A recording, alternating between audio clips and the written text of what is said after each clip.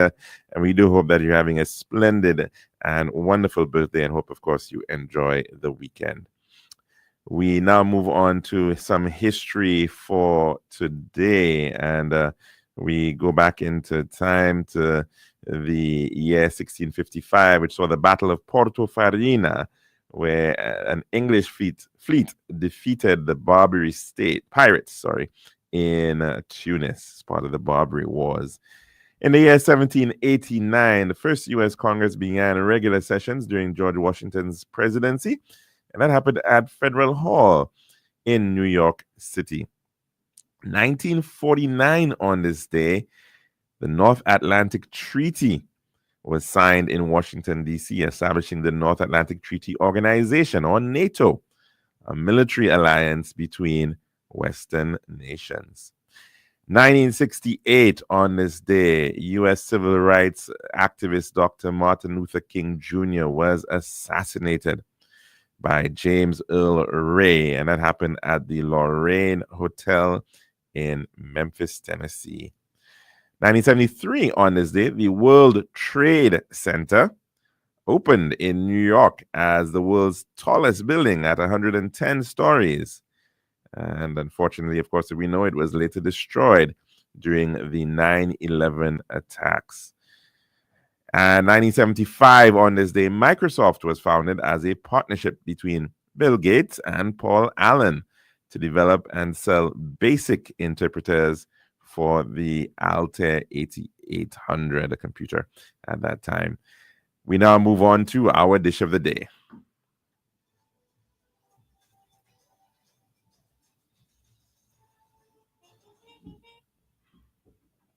The daily dish is brought you the kind compliments of our good friends at Tiles Plus.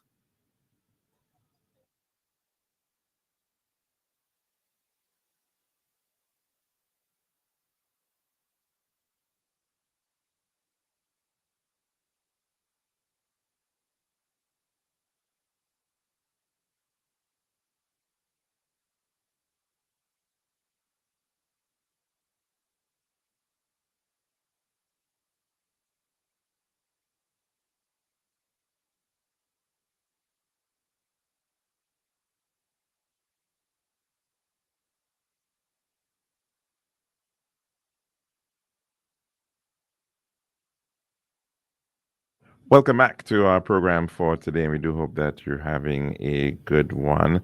Unfortunately, around the world, one can say that perhaps many people are experiencing indigestion and heartburn as a result of what was dubbed Liberation Day, but may very well be Recession Day for the United States of America. And that has been as a result of the introduction of sweeping tariffs being placed by the United States of America.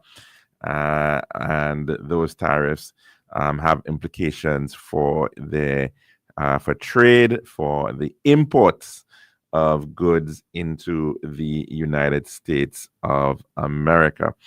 We've spoken to this, and I think sometimes maybe it's important to repeat it because it appears that there's quite a lot of fear, of course, and we can well understand, and uncertainty with respect to what is occurring right now. And people are hearing a lot of things. They're hearing about, of course, and it's been quite a roller coaster of initiatives happening by the United States' new administration, the Trump administration, since it's been in January the 20th of this year.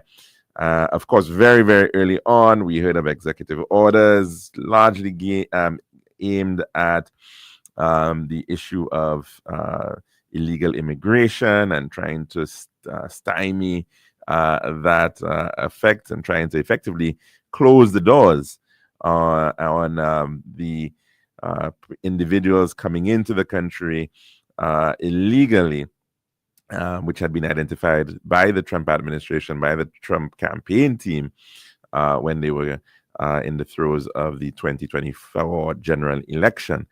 But of course, he has now taken aim on the matter of trade and trying to tackle what is seen by his support base and by some individuals as what they've deemed as the deindustrialization of the United States of America. The United States, once upon a time, certainly depended far more significantly on the manufacturing sector, the production of goods, of products, which of course range from everything from military production to airplanes to ships to household appliances to cars and other forms of vehicles, and of course in food products, furniture, you name it. Certainly, the U.S. was once upon a time a major production powerhouse, and that I think peaked somewhere in the 1950s in the post World War II era, where the size of the economy, the size of manufacturing sector and output as compared to the entire economy was perhaps in the region of, I think, nearly 30%. Since then, it has come down significantly. And certainly the rate of that occurring has increased perhaps since the 1990s, where we saw the rapid industrialization of China. And that, of course, was in very great measure to the opening up of China, more capitalist-driven economic policies, the likes of Deng Xiaoping being very influential in opening up and making China a lot more attractive to investment. And so, of course, a lot of companies decided to take industry out of the United States, and this is not a trend only for the United States, but other parts of the world too, like Europe. And we saw a significant boom in industrialization in China, but as well in many other Asian countries. And that trend is continuing. It is certainly a trend which had been identified and had been recommended by none other than Sir William Arthur Lewis back when he proposed his recipe or remedy towards how countries can in fact grow their economies, and the need for taking people out of the agricultural sector, that surplus labor, unlimited supplies of labor coming out of the rural sector and heading into the industrial sector. And so that model, of course, has been successfully, very, very successfully utilized in China, and of course to their benefit, to the extent that today they have become the leading factory of the world. They have become the manufacturing giant of the world right about now. Of course, China itself is trying to expand its economy into lots and lots of other areas. Now, what we have also going on at the very same time is, and what of course we should also mention that the U.S. was able to do so because its companies, of course, were the ones establishing these factories, and you saw that these multinationals were able to do so. So we look at a massive company like Apple, for example. They depend on China for the actual production of Apple phones.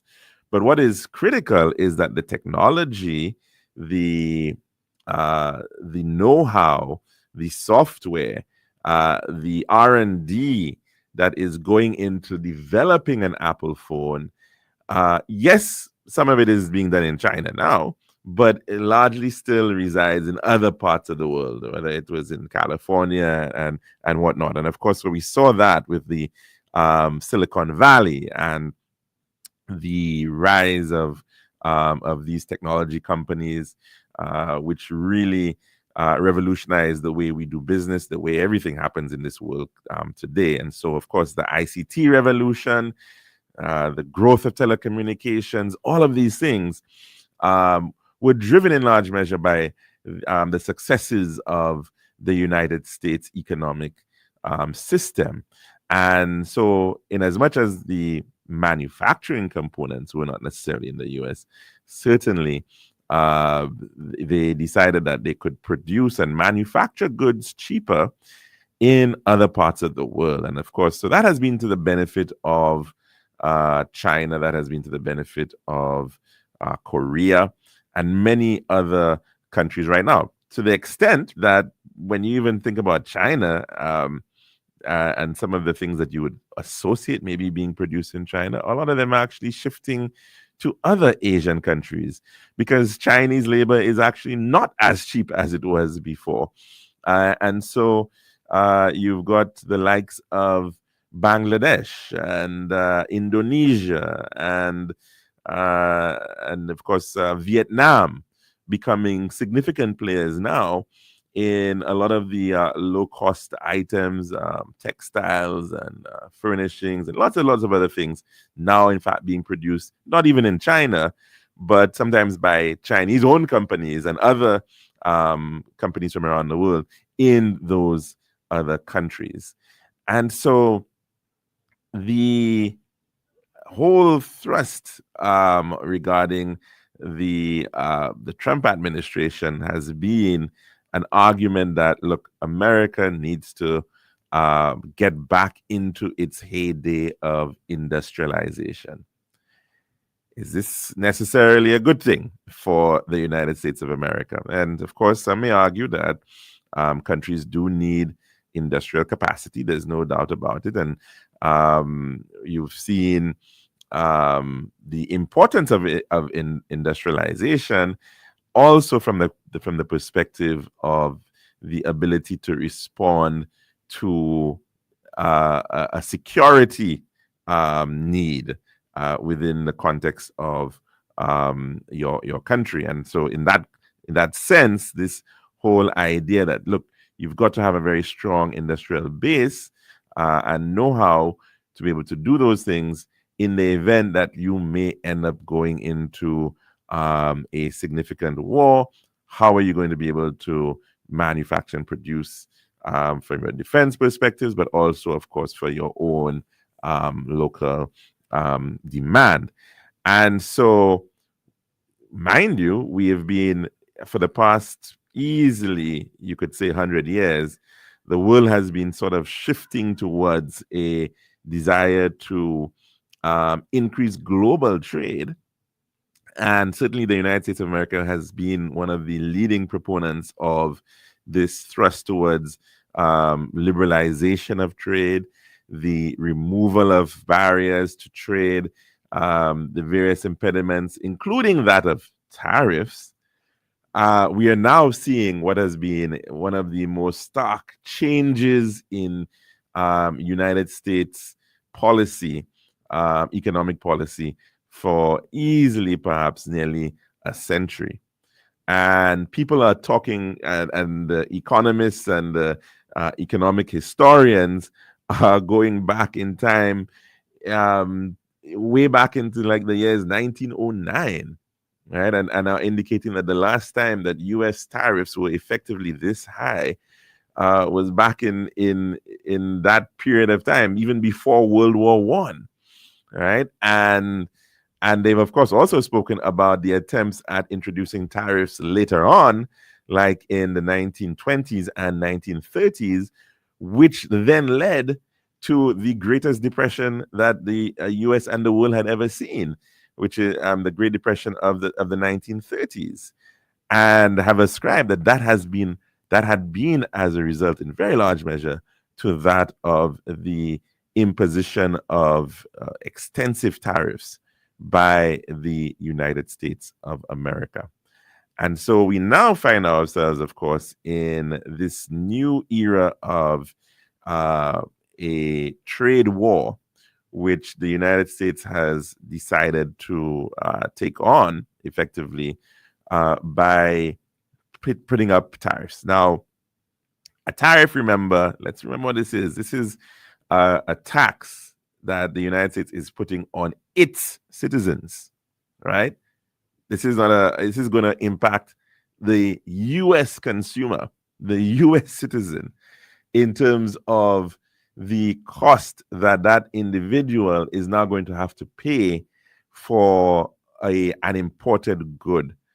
And of course, depending on where that good is coming from now, they in fact have brought this forward. Now, the United States, of course, has been arguing that these are reciprocal tariffs, but in all honesty, they are not. And when you actually look at, and of course, there have been many economists and individuals who've been looking at the actual tariffs that exist with many of these countries, what you're seeing is that in the case of, say, the effective tariff for US goods going into Europe, many have said that it's probably about maybe 2%. And the same could be said for Japan as well. Very, very low tariffs on US products.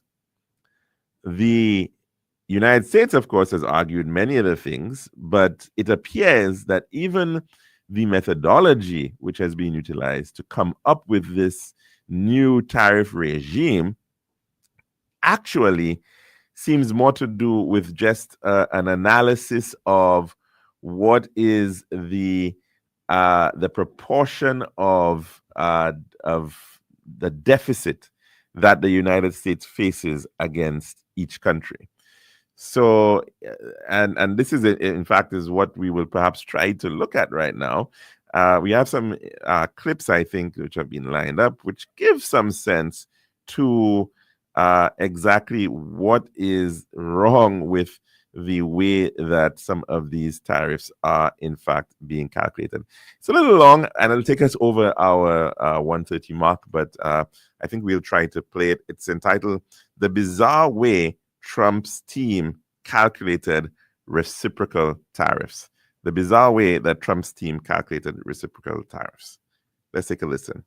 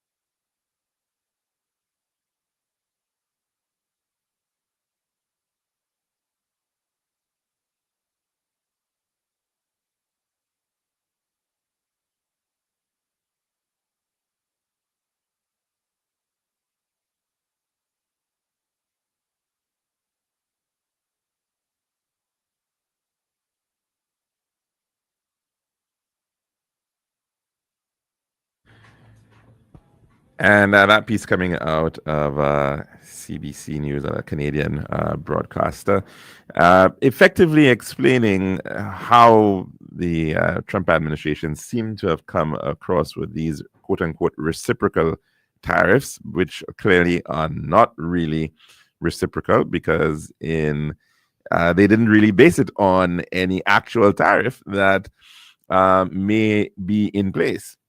In fact, I do suspect that in the case of, say, St. Lucia and many countries in the Eastern Caribbean, if we were to apply the true tariffs for a lot of goods, and of course, the way our tariff systems work, it's based on the type of product that you're bringing in, not necessarily, of course, the country that it is actually originating out of.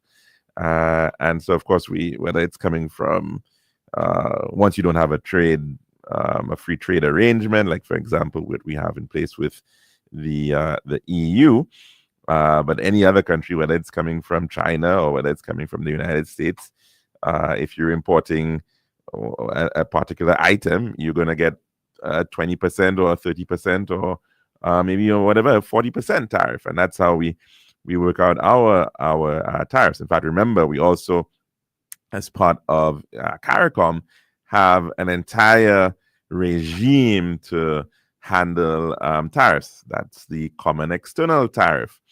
But I'm sure the effective tariff, if they were to calculate it, they may very well find that it actually is probably higher than what was applied to St. Lucia and the rest of the Caribbean. But that is because we are largely import-driven countries. We depend tremendously on the imports of goods because of our size limitations in terms of production. And so we got slapped with a 10% tariff, which I'm actually saying is probably lower than what it would have been if, in fact, it was a reciprocal tariff. But the reality is we are running a deficit against the United States of America in terms of our trade with them. And so putting a 10% tariff is maybe going to impact some business.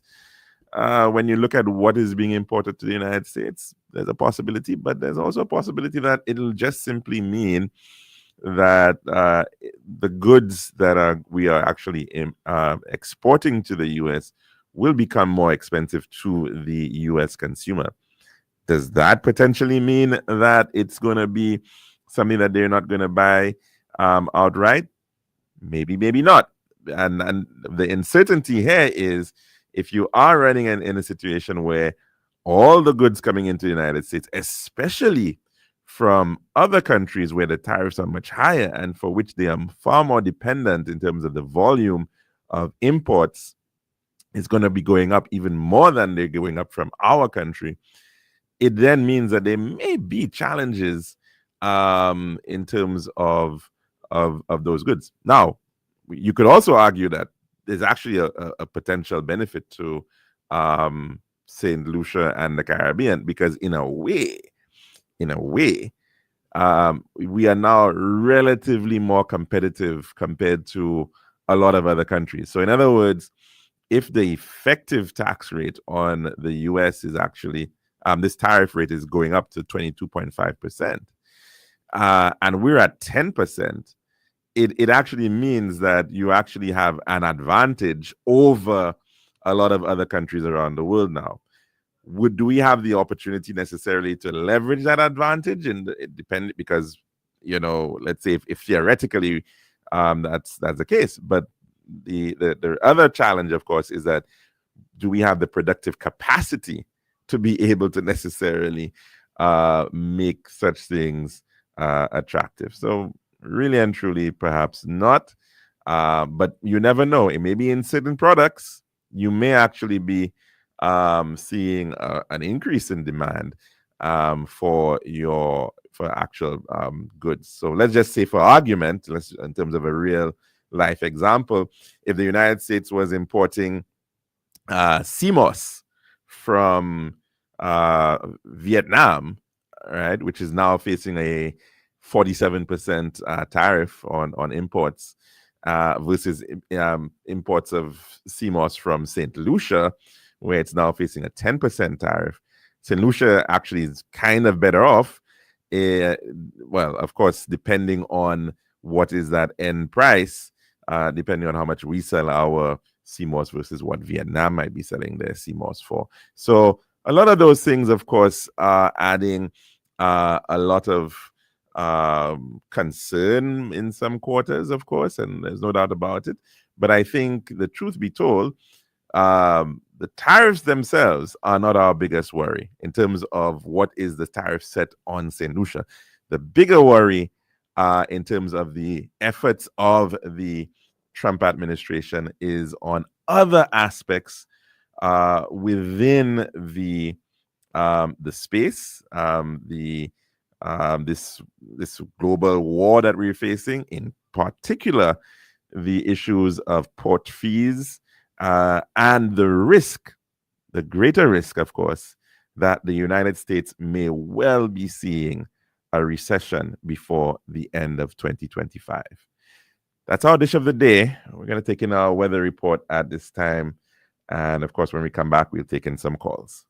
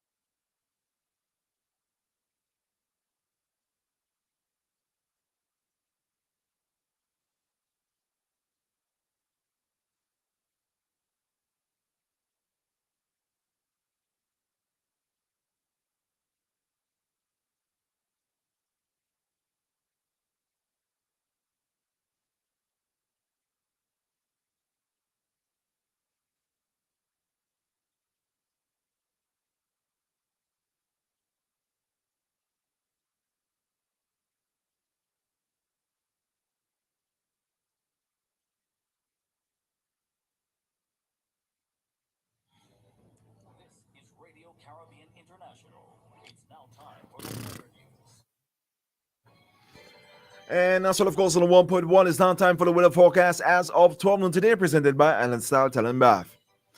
The weather for St. Lucia Valley for the next 24 hours, the winds will be blowing from between the east, northeast, and east near 25 miles per hour or 41 kilometers per hour with occasional gusts.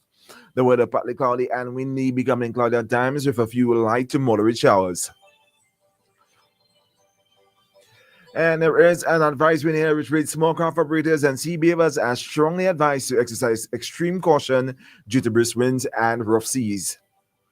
The forecast for the Science is partly cloudy and windy, becoming cloudy at times, with scattered light to moderate showers. And the weather summary, the Atlantic high pressure system will continue to generate moderate to brisk easterly winds and locally rough seas across the eastern Caribbean region for the next couple of days.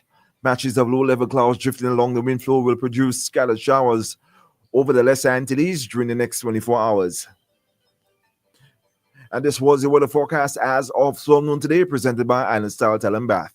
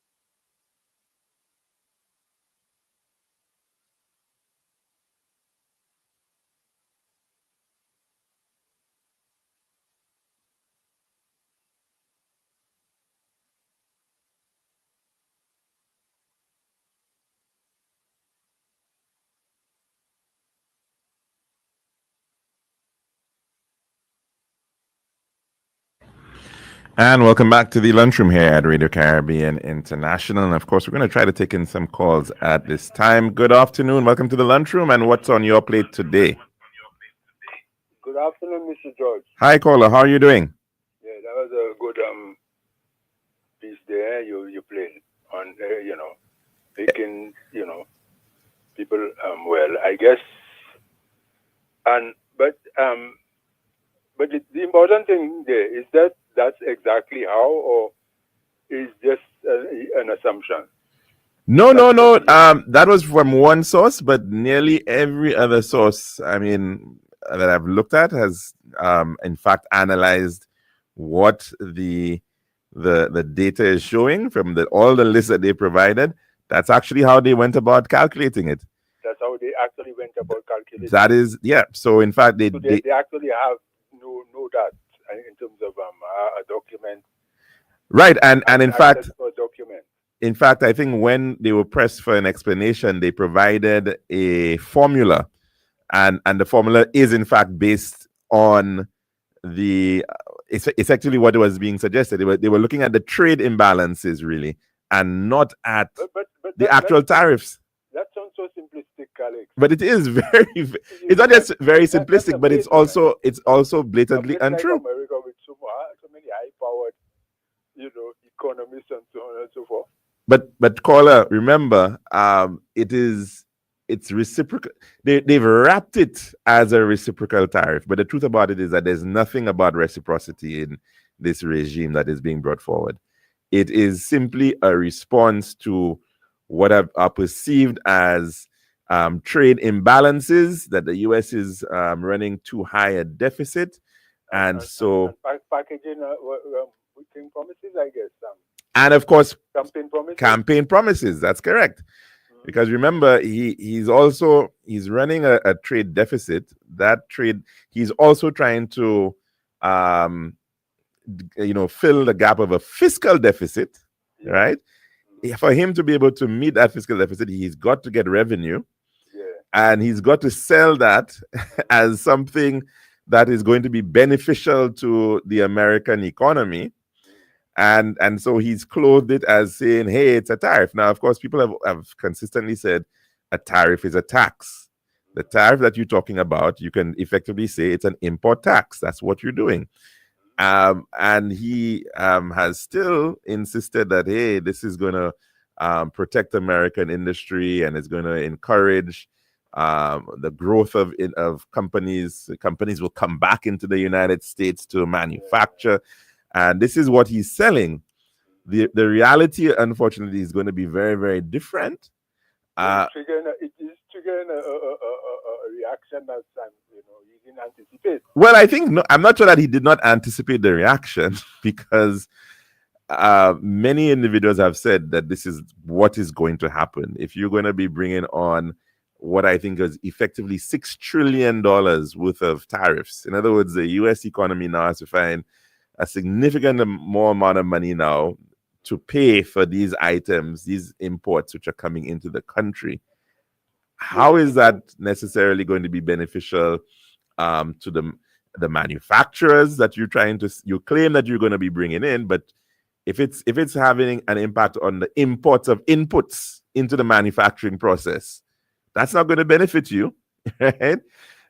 So one of the interesting things that I noticed China is doing, in addition to actually placing an import, they've increased their tariff to 34% on American products in response to Trump's tariff proposal. Well, his action, I should say, no longer a proposal. And they've also saying that they're going to be banning certain items from being exported to the United States as well, in particular rare earth metals, which are very important in the technology companies that you're seeing that in terms of their own manufacturing. So they're also stymieing things that the United States really needs. So it's I think many are wondering how long this is actually going to last for, because we saw how the battle played out with Mexico and with Canada over the issue of tariffs. He had to back down, and then he came back again, and he backed down again, and it's a sort of a back and forth. But I think what is very unfortunate though is that it's created such an environment of uncertainty, not just in the United States, not just in but all around the world now. There's so much uncertainty, and that can never be good for business. People are very concerned as to, well, what do we do? Should we spend money on this? Should we hold back? And of course that is having a knock-on impact on the stock market. So people are pulling away, and of course we saw, I think today, nearly 5% drop in the U.S. market. So you're seeing a very stark drop and an impact on the U.S. economy, and so for us, that I think is the biggest threat. And we were having that conversation yesterday. The biggest threat really for us is that we are so dependent on the spending power of the U.S. economy. This is where we've seen the greatest growth in terms of tourism arrivals coming out of the U.S. So okay, all right. Yeah. Can I say something? Sure, please go ahead. Yeah. Well, it seems that this gentleman was sold on the idea that, America could be a self-sufficient. There was enough critical mass and resources available to stand on its own and not and resist all other forces and still be able to be great as a superpower and maintain its status and influence. But how is that going to happen when you're doing these things to your friends? Your friends make you great, Right. You know what I mean? Yeah. They're the ones who, over the years. Yeah. But Calix, how is that going to affect? Remember, our dollar is pegged to the US. It is. How is that going to affect our dollar? Well, part of what some of us are saying too is that Mr. Trump is actually trying to devalue the US dollar. But and obviously, a devaluation get devalued because people will invest more overseas. And so they're thinking that a devaluation would be beneficial to the US because then their products would be more competitive against other products. Yes. And but now the impact of that on us now the impact of that on us is very chancy because of course because we're pegged. Is it going to impact on our spending power, right? And I think it probably is going to. If even we choose other partners, trading partners and so on and so forth. The same way America has deliberately deliberately attempted to devalue things so it could increase its trade. That won't have the same impact on us because we don't really trade the level at which we trade. It's much, we don't really export anything of substance to anybody. Yeah. I mean, theoretically, it's because we're pegged to them and because we're a buyer of products from outside and paying more for it without necessarily that, that measure won't have any, Right. Now, if it was that... We wouldn't... If, all right, we had a mechanism to increase our export, to deal with the depreciation of the American dollar, then you would see some sort of benefit. But we have no structures in place to deal with that. And the way this is happening, it's happening so fast, and that it's like we'll get caught with our pants down.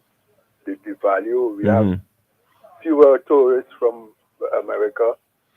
Well, the risk would be more for, well, Yes. if the dollar devalues relative to right Let's other currencies, our purchasing power will, you know, your purchasing decline. power, in particular with respect to imports from other current countries, would be challenged. So, like for example, I think right now maybe about 60% of our imports are non-US, right? So about 40 from the US, I think. So the question is, the other those other imports, of course, would then be relatively more expensive than Yeah. right. Yeah. And then on the flip side, in terms of how competitive you become, is a little bit challenging because most of your revenue is coming from tourism, Yeah. and right now a growing proportion of those tourists are actually coming from the US. And less so from Canada and Our the foreign UK. assets are held in US. And our Mostly. foreign assets are held in the US as well. Yeah. Yes, So, US dollars. our holdings in IMF and so on and so forth. As to right, and so of course, then there are questions as to, well, are we going to be seeing a shift in terms of, or I should say a shift, but a diversity in how we hold our assets? Would we want to be holding euros as well as other currencies? Mind you, now the US has threatened countries about that too, about shifting away. They in fact threatened BRICS countries regarding the shift away from the US reserve. In the past, it's been said that we don't even, our economic policy don't focus too much on monetary policy. Yeah, it's busy on fiscal. Mm-hmm. But this situation is forcing us to take a serious look at our monetary options. I think this situation is an opportunity to look at nearly everything that we do at this point in time. That we've taken a lot of things for granted. Who we trade with, where our goods come from, what are we producing? We have not perhaps taken our this trade portfolio seriously enough, right? And it should truly make us realize that we're not living in a bubble. We are not living in a bubble. That's exactly correct. And we've taken for granted the stability of the world, that the US is always there. Yes, that with respect to the US, and it's stable. Right. The economy is stable, and everything. And now what we're feeling, yes, it's forcing us to wake up and realize, well, look, man, you say you're independent. Let me see how independent you are now. Mm-hmm. Mm-hmm. Well, you're right. Thank you, man. Thanks for that point, caller. Thanks very much for that. And of course, the number to call in to tell us what's on your plate today is 4523046. And as I was mentioning, I mean, there are so many different moving parts. One of the certainly very concerning ones, however, has more to do with the issue of shipping and logistics. Right? Shipping costs certainly are a significant factor in terms of the cost of items here in St. Lucia. Everything has to be shipped from somewhere. There's a cost involved in that. There are different players. And if those costs are going to be going up based on certain proposed actions by the US, then we're going to certainly have to be very concerned about those. Good afternoon. Welcome to the lunchroom. What's on your plate today? Hello, Mr. George. How are you, caller? Not too bad. Wonderful. Now, we have a long time we have that say. American cough, we catch the cold. And what going on there? The OECS islands, they will catch the cold. Because most of them based on tourists. And anything happen to America right now, if they go in recession, we'll pay for it. And the other thing I have to say is America shouldn't charge none of the OECS country any tariff. Leave it as it was. We not pay no tax because they expose all the garment into those islands there. And those people crave for those things. And so why should we exporting so little to America, Well, and they the- exporting so much to us, and then they put 10% tariff on us? Well- What is that? Well, they put in the 10% tariffs on us, yes, but they're putting even higher tariffs on others.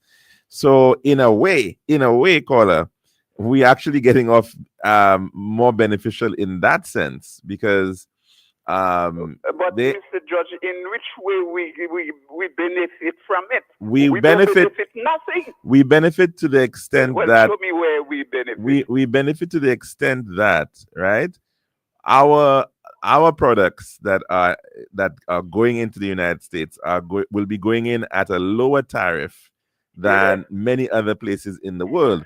So in fact, it actually is a benefit to us in that sense. And this holds out, because what I'm saying is actually something that, in terms of some of the economic analysis that has been done, they were looking at who really gets impacted, and they were saying that the UK, which is also being placed at a 10% tariff, 10%. right? The UK was placed at a 10% tariff because it's one of those countries that actually has a deficit against the United States in terms of trade. The US exports more to them than they export to the US. So that's why they end up being placed in this 10% tariff bracket too. And they were actually saying that for the UK, it's actually a benefit because they will actually be more competitive compared to, say, Europe, where European countries are going to be placing on a higher tariff, right? So remember, it's trade, right? So if you're looking for a product, if the product can be sourced from... Well, the way I look on the world right now is a amalgamated thing. It's a mix of things. They build a car, the car built in several, a piece of parts built in different countries. You see? Right. And so where it is going to be problematic for us is from the perspective of our high dependency on trade of imports into from the United States into St. Lucia, right? If the US is now going to be seeing a significant inflationary pressure because of these tariffs, we are going to be facing that very same thing because we're getting those imports through them. If it can be that we don't necessarily have to buy from them, but we're actually buying from these other countries which are now facing US tariffs, right? It might be actually, they might be more keen to be able to say, hey, well, can we provide you with this instead? We don't want to go into the US market, but we can trade with you. So it really means now that countries have to, it could potentially benefit us in that our imports could be more attractive. What we produce could be more attractive within the US market relative to other producers of the same items. It could be opportunities in terms of maybe even producing things here that are now more expensive in other countries. George. So we can hold America to ransom as well, because I don't know about that, but I think we're pushing right it. now, all the computer chips making the world, and they say they're going to put a lot of factory of real earth, and that a lot of that coming straight from Africa. Well, China, and cars they make in this world today is they use a lot. China of is doing a bit of that. They're trying to use a lot of copper, not like the right. diesel cars and So part of cars. right, and so part of the Zambia is one of the biggest copper countries. So what they're doing as well is that some of these countries are in their trade wars, is that they're saying, hey, you need us more than we need you. So we have certain elements, certain materials that you actually need for your production systems, right? And we've got them. We won't give them to you anymore. And so they're doing that in some instances in certain products. And we saw that with China and the rare earth metals. Canada has been playing that same kind of hardball with the United States as well. I'm not sure that we have anything that we can do in terms of that. But we don't have nothing. But our Africa is our brothers. What we definitely have to realize is that we've got to open our eyes and certainly look at the opportunities, and also be very agile in terms of shifting our gaze Maybe we wouldn't even had we just we wouldn't, eyes wouldn't even open. But now we need to be open and we need to be looking around to see where we can get opportunities, especially in terms of other products which can come in from other markets, which may even be cheaper than the U.S. market. So why one man can sit down and think to bring the world almost wreck the whole world just like that? That man is a demagogue. That man is a demagogue. well, Good afternoon, Mr. George. Okay, Colin, thanks very much. There's good public policy and there's bad public policy. There's good tax policy and there's bad tax policy. And sometimes people think they have good ideas, which aren't very good ideas, and they haven't been well thought out. They haven't been well analyzed, and there are real implications. And so we're going to have to see how it all pans out. Many people think that, hey, there's some benefit and there's some good in what Mr. Trump is doing, at least from the perspective of the United States. There's some people who argue, well, there has to be some pain before you can gain. Certain decisions are tough decisions to make, but you got to do them now so that you can reap the benefits later. And those arguments are quite often made, I mean, by some economists who tell you, well, you don't want to devalue the dollar or your currency, but you've got to do it. And there'll be some immediate pain, but then overall the benefits will come back in the end. So lots and lots of speculation. Lots of people are saying that it's really bad in terms of the outlook and the potential for recession. And if you have to look at the economic history of it, generally speaking, once you've seen this extent of tariffs being introduced, there tends to be the potential for recession. And a recession from the world's largest economy is never going to be a good thing for the world, to be honest. And so, and certainly for us who are so very close and so dependent on the U.S., we certainly have to be very concerned and very wary of these changes that are coming. Many of these things, of course, we are completely out of our control and influence.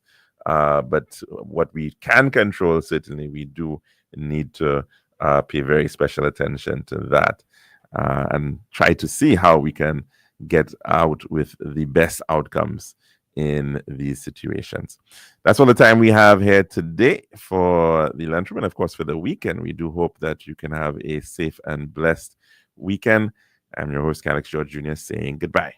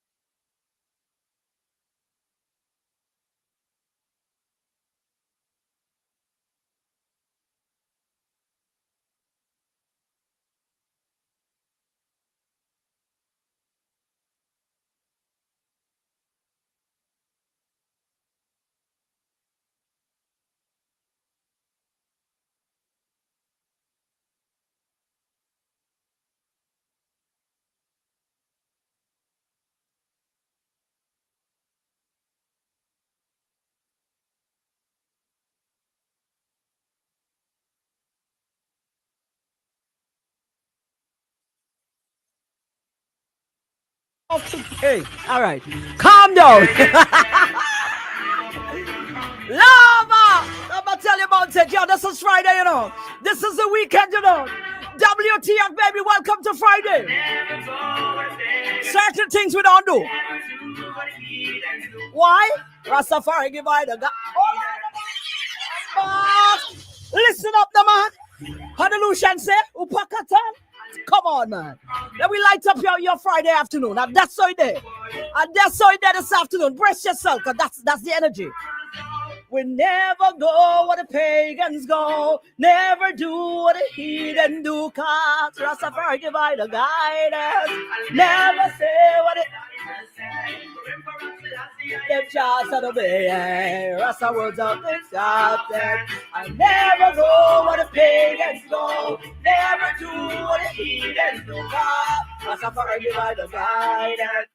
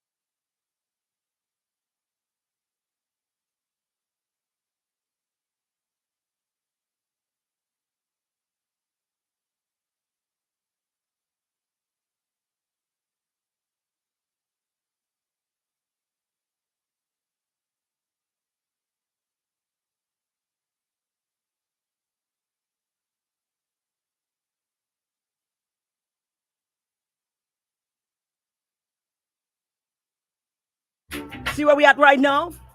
Yo, this segment here called We Are Do It Our Way. Don't get involved, we are doing it our way. Yeah, don't figure you can put a pin on us and say, well, this is what's happening now. This is going to happen now. We're doing it our way. We just wrap up the digital half hour and we're not stopping. We just wrapped up our digital half hour for this Friday afternoon, but we're not stopping. The energy continues. Bring in the next tune, let me play, please and thank you. I went it.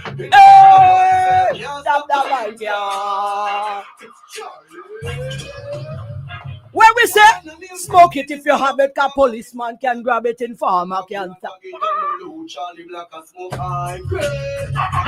Hold up, play it again. All right. You see the afternoon there?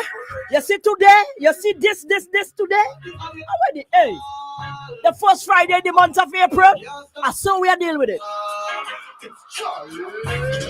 Yo, big up all the emperors. Smoke it if you have it, a policeman can grab it, informer can tag it when the blue Charlie back as up. High grade. High grade.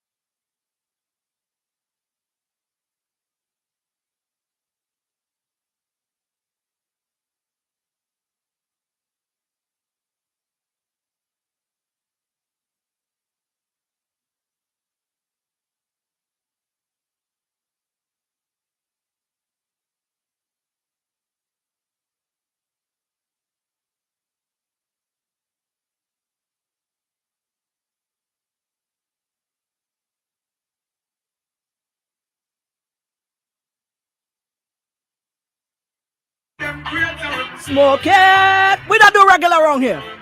Play Nature Marine, Reggae Caribbean. Watch us. Let me tell you about that thing then. Let me tell you. And left over spliff tail. First thing in the morning when the grabber gets stale and they soaking and it's still. And the best thing for inhale. Leftover spliff tail. So you ought to do it. So you ought to do it.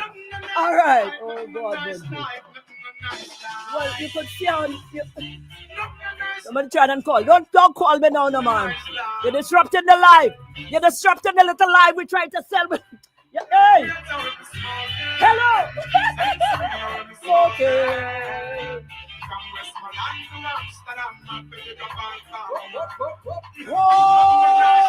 I left over spliff. First thing in the morning when the grabber gets squeal and the great soaking and the quail. Next to fresh air, the best thing for inhale. Left over spliff tail. First thing in the morning when the grabber gets squeal and the great well soaking and quail.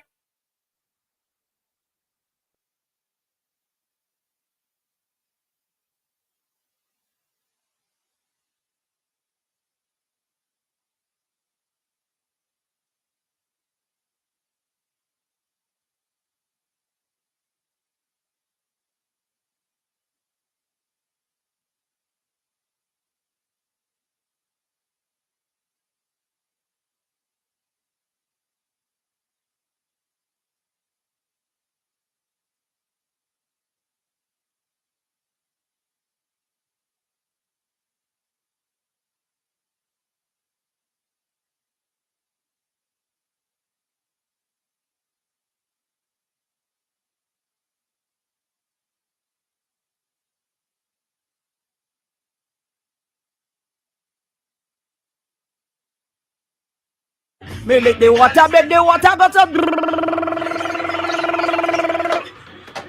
gone again from top. Let me do it.